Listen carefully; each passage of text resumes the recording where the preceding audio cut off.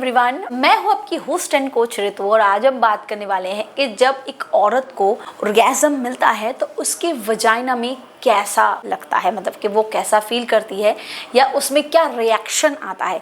देखिए, हम ये तो जानते हैं कि पुरुष और महिला की दोनों की ऑर्गेज़म मिलने की जो स्थिति होती है, यानी कि जो पोजीशन होता है उनका ना, वो थोड़ा अलग होता है। मर्दों का ऑर्गेज़म तो हम आंखों देख पाते हैं क्योंकि जब उनको ऑर्गेज़म मिलता है तो फिर वो डिस्चार्ज करते हैं और सेमन बाहर आता है। बट औरतों के वजाइना में जो चेंजेस होता है वो तभी आप देख पाओगे जब आप गौर करोगे, क्योंकि इंटरकोर्स के दौरान भी फीमेल पार्टनर के वजाइना में बहुत सारे चेंजेस आते हैं और ऑर्गेज़म मिलने के बाद भी बहुत से चेंजेस आते हैं। हम उसी के बारे में बात करेंगे।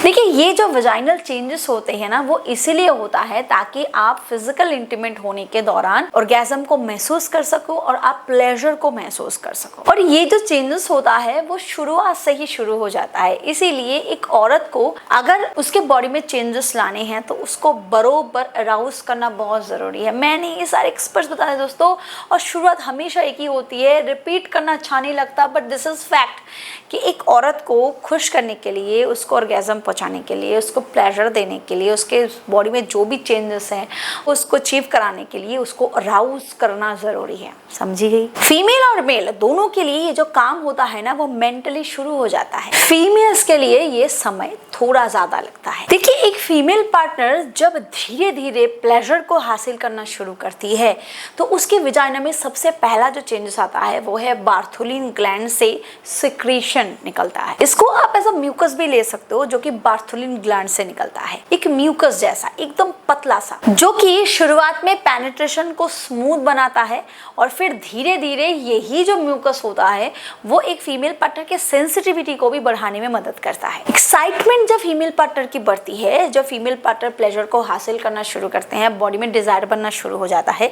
क्योंकि डिजायर पहले एक तरीके की बनती है, फिर जब आप पेनिट्रेशन स्टार्ट करते हो ना, फिर फ्रिक्शन से, घर्षण से धीरे धीरे प्लेजर बढ़ता रहता है। फीमेल पार्टनर की जो एक्साइटमेंट लेवल है वो बढ़ती रहती है। शुरुआत में बार्थोलिन ग्लैंड से जो म्यूकस निकल रहा था वो इसको स्लिपरी बनाता है और इसको एक्साइटमेंट लेवल को बढ़ाते हुए इसके सेंसिटिविटी को बढ़ाता है। उसके बाद इसी दौरान ब्लड फ्लो, जैसे मेल पार्टनर के प्राइवेट ऑर्गन में ब्लड फ्लो बढ़ता है, बट वो शुरुआत में बढ़ जाता है क्योंकि इरेक्शन आना होता है।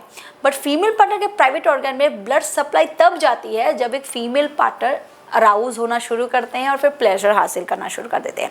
तो वजाइना का जो आउटर लेयर होता है, जो लेबिया मेजोरा होता है या फिर माइनोरा भी होता है या फिर जिसको हम वल्वा कहते हैं, नीचे का हिस्सा जो होता है, आप देखोगे उसमें सूजन आ रही है, यानी कि वो फूल रहा है एकदम, उसमें हवा बनी जैसे वो थोड़ी फूल जाती है और आप वजाइना को थोड़ा टाइट महसूस करते हो। ये इसीलिए होता है ताकि फीमेल पार्टनर उस ब्लड फ्लो के लिए जो सेंसिटिविटी है उसको और महसूस कर सके और ये नर्व्स को स्टिमुलेट करते हुए जो क्लिट है उसके नर्व्स को और ज़्यादा स्टिमुलेट करके, जिससे फीमेल पार्टनर की जो एक्साइटमेंट लेवल है, जो ऑर्गेज़म लेवल है, वो अचीव कर सके। और साइज में भी जो वजाइना का प्रॉपर हिस्सा होता है वो थोड़ा बढ़ जाता है, ऐसा विजिबल होता है क्योंकि ब्लड फ्लो प्रॉपर बढ़ता है। जो क्लिटोरल एरिया होता है वो भी बढ़ता है, vulva, labia majora, labia minora, पूरा जो हिस्सा होता है वो सारे फूल जाते हैं, तो साइज में भी थोड़ी बड़ी दिखती है। और वजाइनल जो ओपनिंग होता है, यानी कि जो होल होता है, ओपनिंग होल होता है, वो थोड़ी सिकुड़ जाती है क्योंकि सारे हिस्से, आसपास के हिस्से ऐसे फूल जाते हैं ना,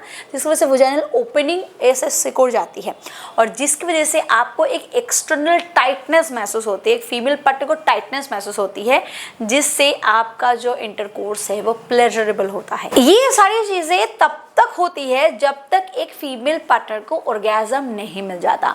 जब एक फीमेल पार्टनर को ऑर्गेज़म प्रॉपर मिल जाता है तो फिर वापस, जैसे मेल पार्टनर के बॉडी में ब्लड सप्लाई वापस जाती है, ठीक वैसे ही फीमेल पार्टनर की बॉडी में भी यही चेंजेस आता है कि ब्लड सप्लाई जो है वो रुक जाती है, जिसकी वजह से जो फूल गई थी वे सारी चीज़ें वो फिर वापस धीरे धीरे सिकुड़ जाती है।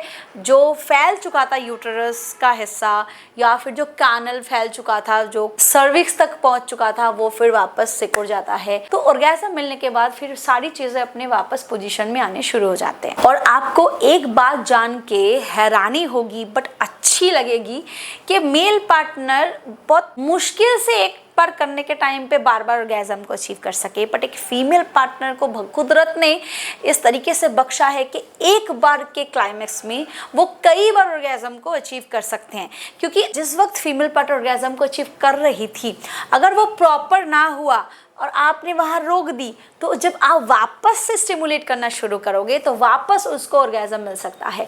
और ये ऑर्गेज्म मिलना जो होता है वो शुरू में कम, फिर बाद में ज़्यादा, या फिर बाद में ज़्यादा शुरू में कम, ऐसा भी हो सकता है।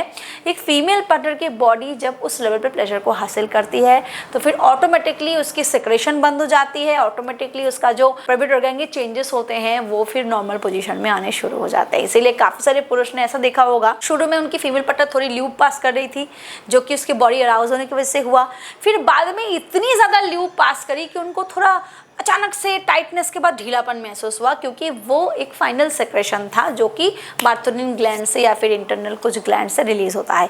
फिर उसके बाद वो सूखापन महसूस करता है।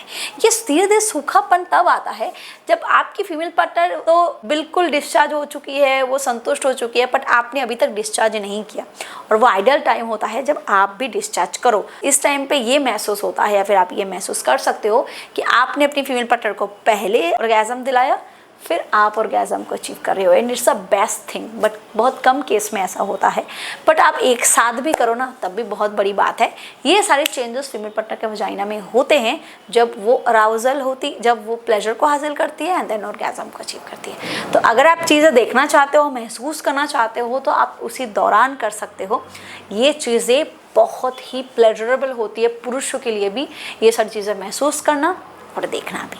अगर आपको हेल्पफुल लगा ये वीडियो, थोड़ा एक्साइटमेंट भरा लगा हो, तो फिर प्लीज़ इसे लाइक करें, शेयर करें।